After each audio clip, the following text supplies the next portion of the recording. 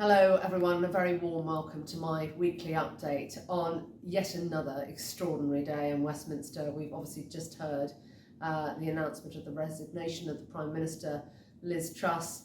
But of course for us, with all the massively pressing issues that we have, we are very much working with the government of the day. So it's business as usual.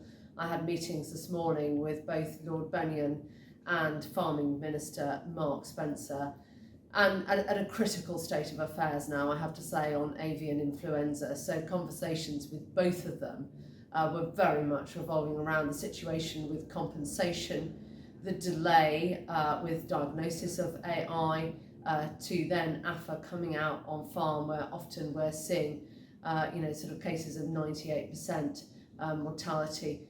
Totally unacceptable. AFA hugely overloaded.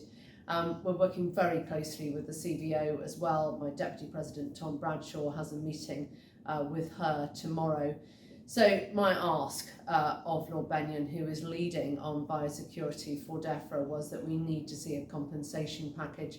We need to see a much swifter response from APHA, and ultimately when the diagnosis goes down, the veterinary diagnosis of an AI outbreak, then ultimately that has to be the triggering date of the compensation package. So look, we'll keep you updated. I also plan on bringing the whole industry together here into our London office next week. There's a lot of details on NFU online. We'll also be looking to do a live event.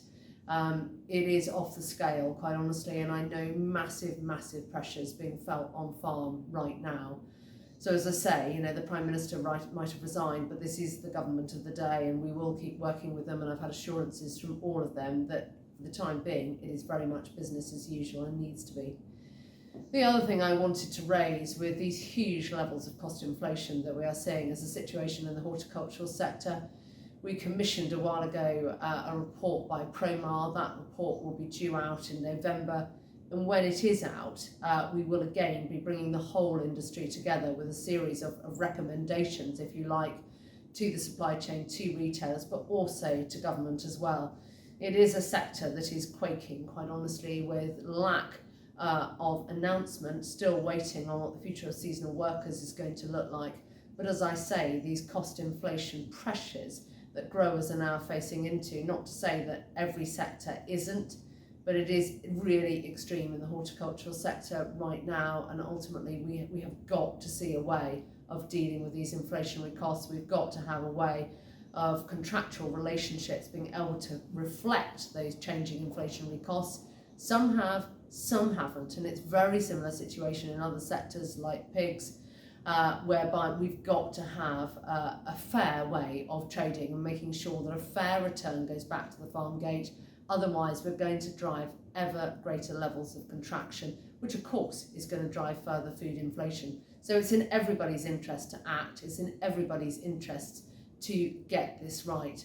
So a turbulent day here, but just to reassure you that on every single level we are having those conversations. We've got Janet Hughes going out on farm to Vice President David Exworth's farm tomorrow.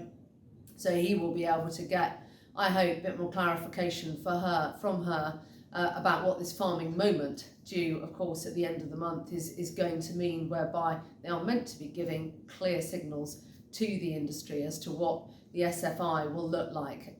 I can't ever remember a time in my last 9 years when I've been facing into so many challenges and a policy framework that quite honestly is so non-existent. Things have to change. We really do need a major reset moment, and perhaps today is the start of that, because it's unacceptable with the supply of food being left in such abeyance as to where it is now, and the value of the pound. You can see with all those inflationary costs, it's costing a lot of money to import our food. So this time next week I may well have more news for you on what the future looks like, and indeed potentially what the new Prime Minister looks like. So as ever, please do take care, and I really look forward to speaking to you then. Many thanks.